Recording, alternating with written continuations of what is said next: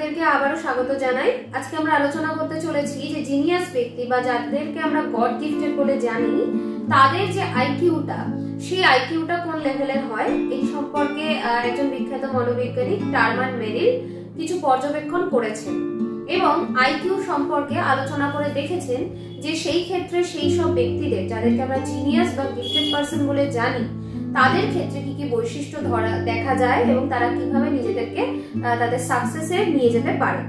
তো সেই সম্পর্কে আলোচনা করতে গিয়ে দেখা যাচ্ছে যে জনসংখ্যার মতে বা জনগণের মতে 130 থেকে 140 এই লেভেলে যদি কারোর আইকিউ থাকে বা আইকিউ বের হয় তাহলে সেই সব ছাত্রছাত্রীদের ক্ষেত্রে কি ধরনের বৈশিষ্ট্য দেখা যায়। প্রথমত টারমান মেরিল এবং তার কিছু সহকর্মীরা এই বিষয়ে পর্যবেক্ষণ করেছিলেন এবং তারা দেখেছেন যে সাধারণত 15 বছর বয়স অবধি বুদ্ধির বিকাশ হয়, সেটা মানসিকভাবেও যে বিকাশটা হয় বুদ্ধির ক্ষেত্রে এবং শারীরিকভাবে। তো সেই দুটো বিকাশের ভিত্তিতে কিন্তু বুদ্ধিটা বা আইকিউটা ম্যাটার করে অনেক ক্ষেত্রে, অর্থাৎ তার কতটা প্র্যাকটিস রয়েছে বা সে কতটা সেটা নিয়ে আলোচনা করছে এগুলোর উপরও কিন্তু আইকিউ লেভেলটা বারবার একটা সম্ভাবনা থাকে। তো সেই ক্ষেত্রে 15 বছরের আগে থেকে তারা পর্যবেক্ষণ শুরু করেছিলেন এবং তাদের অ্যাডাল্টনেস অর্থাৎ প্রাপ্তবয়স্ক হওয়া পর্যন্ত তারা সমস্তটাই পর্যবেক্ষণ করে দেখেছেন 130 থেকে 140 এর মধ্যে আইকিউ সম্পন্ন যেসব ছাত্রছাত্রীরা ছিল তারা প্রত্যেকেই নিজের ফিল্ডে এবং প্রত্যেকেই কোনো না কোনো ক্ষেত্রে তাদের সাকসেস পয়েন্টকে ধরতে পেরেছে খুব ভালোভাবে এবং খুব ফাস্ট। অর্থাৎ কেউ কেউ তাদের রাজনীতির ক্ষেত্রে যারা স্পিচ ভালো দিতে পারতেন তাদের ক্ষেত্রে তারা রাজনীতির ক্ষেত্রে নিজেকে প্রতিষ্ঠা করেছে, কেউ আইএস আইপিএস অফিসার হয়েছেন বা কেউ হয়তো খুব উঁচু লেভেলের কোনো অফিসার হয়েছেন বা কেউ হয়তো খুব ভালোভাবে একজন ব্যবসায়িক ভিত্তিতে নিজেকে প্রতিষ্ঠা করতে পেরেছে। এই বিভিন্ন জায়গায় দেখা গেছে তাদের প্রত্যেকেই তারা 130 থেকে 140 এর মধ্যে বিলং করে। তো সেই ক্ষেত্রে তারা নিজেদেরকে খুব অল্প সময়ে নিজেদের পরিশ্রমের ভিত্তিতে প্রতিষ্ঠা করতে পেরেছে। এদের ক্ষেত্রে কিছু কিছু বৈশিষ্ট্য তিনি লক্ষ্য করেছেন। প্রথমত হচ্ছে এদের মধ্যে প্রচন্ড পরিমাণে কনফিডেন্স থাকে, আত্মবিশ্বাস, মনোবল থাকে, অধ্যবসায় থাকে অর্থাৎ পরিশ্রম করার মানসিকতা থাকে এবং তারা পরিশ্রম করে এবং সব ক্ষেত্রে তারা নিজেদেরকে মেলে ধরতে প্রচেষ্টা করে আর প্রচন্ড পরিমাণে জ্ঞানী হয় এবং তাদের জানার ইচ্ছা প্রবল থাকে এবং যে কোনো কাজের ক্ষেত্রে তারা দক্ষ হয়ে ওঠার চেষ্টা করে। এই যে প্রত্যেকটা বৈশিষ্ট্য এটা ওই যাদেরকে আমরা জিনিয়াস বা গড গিফটেড বলে থাকি তাদের মধ্যে এটা ভীষণ পরিমাণে থাকে এবং যার জন্য এইগুলোকে বারবার তারা নারিশ করে তোলে এবং তার ভিত্তিতে তারা সাকসেস পয়েন্টকে খুব ভালোভাবেই ধরতে পারে। তো এর ভিত্তিতে কিছু কাল পরে তিনি আবারও পর্যবেক্ষণ করে দেখলেন যে যারা এই লেভেলের একটু নিচে বিলং করে, যাদের আইকিউ 130 থেকে 140 এর নিচে বিলং করে তাদের ক্ষেত্রে দেখা গেছে যে নর্মালি তাদের যে বিকাশটা হয়েছে বুদ্ধির অর্থাৎ 15 বছর অবধি তাদের যে বুদ্ধির বিকাশটা হয়েছে সেই বিকাশের ক্ষেত্রে তাদের ক্ষেত্রে অধ্যবসায়টা তাদের ওই স্বল্পবুদ্ধি যারা রয়েছে অর্থাৎ স্বল্প বুদ্ধি সম্পন্ন যারা তাদের অধ্যবসায়টা তুলনামূলক কম যারা হাই আইকিউ তে বিলং করছে তাদের থেকে।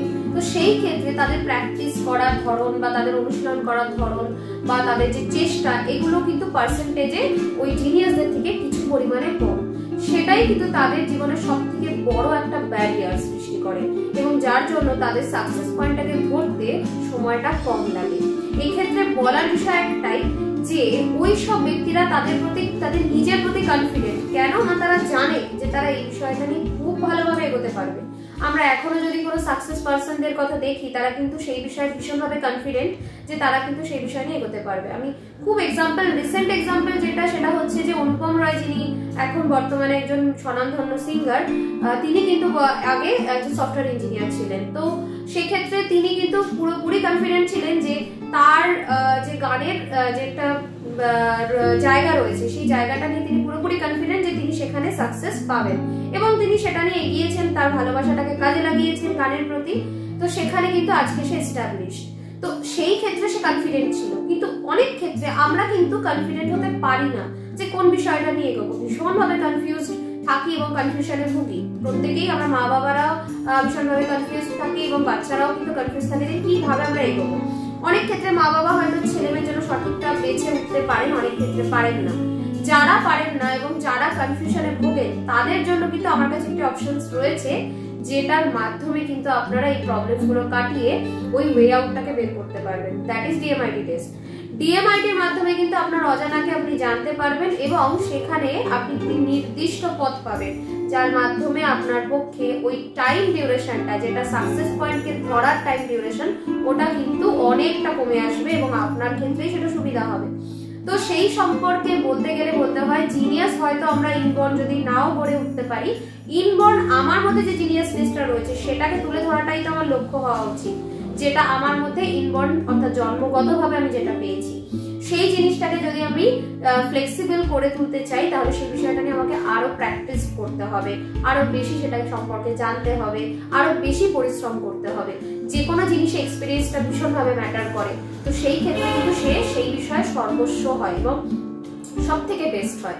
তো কেন আমরা প্রত্যেক বিষয়ের একজন এক্সপিরিয়েন্সকে প্রাধান্য দিই? এক্সপেরিমেন্ট যে করে সে কিন্তু এই বিষয়টা সম্পর্কে আরো জানার ইচ্ছা তার জাগে এবং সেই বিষয় সম্পর্কে অনেক অভিজ্ঞতাও তার হয়। তো এক্ষেত্রে একটি ভালো এটি সাইন যে যদি আমরা সেই বিষয়টা সম্পর্কে আগে থেকেই জেনে যাই তাহলে কিন্তু সেটা নিয়ে আমরা খুব ফ্লেক্সিবল ভাবে এগোতে পারবো। তো এক্ষেত্রে ডিএমআইটি কিন্তু আমাদের হেল্প করে থাকে। এই সম্পর্কে বিস্তারিত জানতে আমাদের সঙ্গে থাকুন, ভিডিওগুলি দেখতে থাকুন।